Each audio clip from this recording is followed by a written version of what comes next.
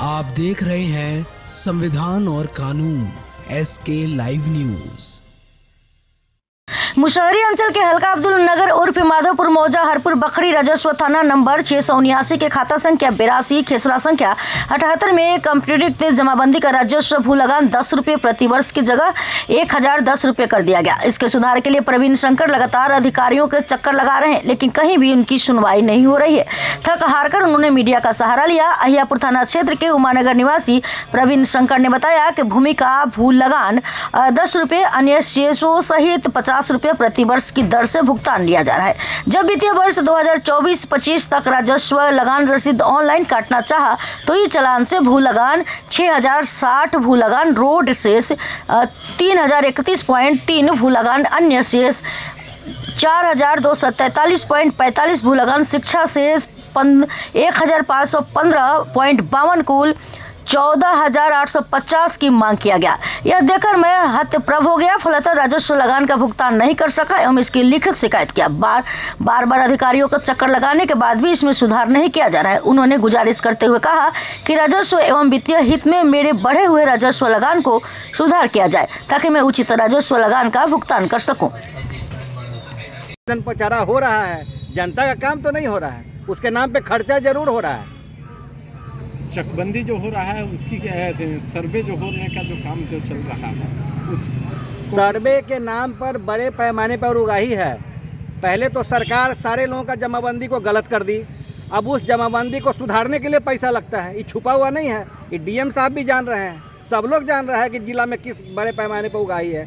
अभी एक आधार सीडलिंग का मामला है, मुसहरी का ही बता देते हैं। मुसहरी का आधार सीडलिंग में क्या है, सारे लोगों के जमाबंदी को गलत आधार नंबर से और गलत मोबाइल नंबर से जोड़ा जा रहा है। फिर उसका परिमार्जिन होगा, फिर 5-5 हज़ार रुपये आप दीजिए। नहीं है तो DM साहब जांच कर लें, मुसहरी का कोई हल्का का उठा के जांच कर ले। 90% आधार सीडलिंग फर्जी है। मैं शपथ पत्र लगा के दूंगा कि फर्जी है। इनके CO साहब बोलते पहले गलत कर दो, फिर 5-5 हज़ार देगा सुधार में। मुख्यमंत्री तो सुधारना तो है नहीं। मुख्यमंत्री जी का तो सुशासन का चेहरा है, तो सुशासन का चेहरा है तो सुशासन में ही तो तसीली हो रहा है।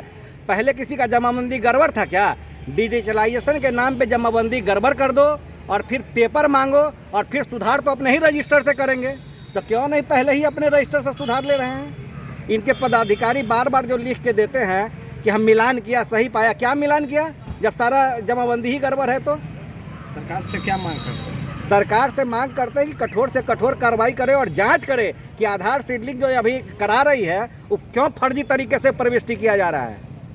जांच तो करे मुसहरी का उठा के, कोई हल्का उठा के। मैं दावे के साथ कहता हूं कि 90% आधार सीडलिंग फर्जी है इनका। अब भरोसा नहीं है तो जांच करके देख लें। नाम बता दीजिए। नाम मेरा प्रवीण शंकर। अगर रविवार तक ये पवेलियन बज्जिका पवेलियन नहीं बनाया जाता है तो सोमवार को मुजफ्फरपुर और वैशाली, सीतामढ़ी, शिवहर इत्यादि जिलों से बड़ी संख्या में बज्जिका भाषा भाषी आमजन और साहित्यकार पटना पहुंचकर और जो सरस मेला है उसमें बज्जिका पवेलियन के लिए धरना एवं प्रदर्शन करेंगे। क्या कारण लग रहा है नहीं लगाने का? ये उपेक्षा का कारण है और उपेक्षा का कारण ये है कि आपको सुनकर आश्चर्य होगा कि जो भाषाओं की लोक भाषाओं का जो अकादमी होता है तो मैथिली, भोजपुरी, अंगिका और मगही का तो अकादमी बनाया गया करीब 3 वर्ष पहले, लेकिन अभी तक बज्जिका का कोई भी अकादमी नहीं बनाया गया। और इस प्रकार सरकार लगातार बज्जिका की उपेक्षा कर रही है।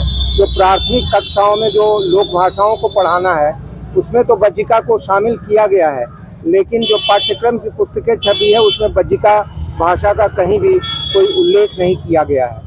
इस प्रकार चूँकि बज्जिका क्षेत्र के जो जनप्रतिनिधि हैं, जो राजनेता हैं, वो मौगर हैं, वो चुपचाप रहते हैं, इसलिए ये आवाज़ हमारी नहीं पहुंच पाती है। इसीलिए हम लोगों ने पटना कूच का आह्वान किया है।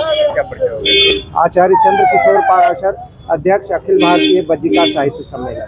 खबरों के लेटेस्ट अपडेट के लिए इसी तरह हमारे साथ जुड़े रहें और इस वीडियो को ज्यादा से ज्यादा शेयर करें।